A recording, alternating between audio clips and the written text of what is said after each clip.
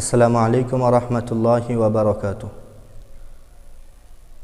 আমাদের কিছু কিছু ভাই বোনেরা একটি শিকায়াত বারবার করতে থাকেন যে আমার ছেলে কথা শুনে না, আমার মেয়ে কথা শুনে না, বরঞ্চ ওনার কথা বললেই রাগ উঠে যায়। তো ছেলে মেয়ের ব্যাপারে কিছু শিকায়াত এসে যায়। তাহলে এক্ষেত্রে কি করণীয়? যদি কোনো আমাদের মধ্যে ফ্যামিলির থেকে কারো রাগ বেশি হয়, কথার অবাধ্য হয়, কথা মানে না, মেজাজটা সবসময় গরম থাকে, মানুষের কথা শুনে না, তাহলে এই ব্যাপারে করণীয় হলো আমরা সর্বপ্রথম 3 বার দরুদ শরীফ পড়ব, যে দরুদ আমরা নামাজে পড়ে থাকি।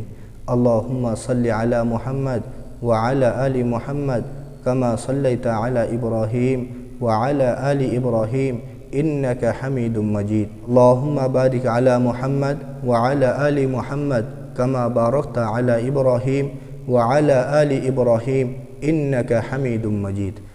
এরপর 3 বার সূরা ফাতিহা, যেটা আমরা নামাজের মধ্যে সকলেই পড়ে থাকি।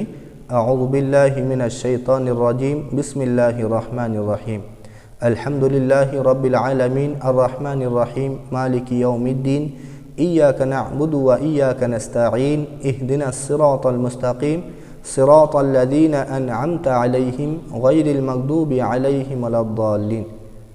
তারপর আবারও 3 বার দরুদ শরীফ।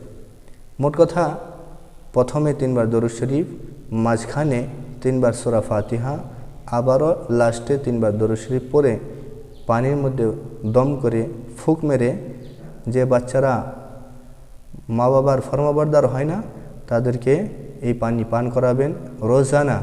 ইনশাআল্লাহ আশা করি আল্লাহ রাব্বুল আলামিন ভালো করবেন।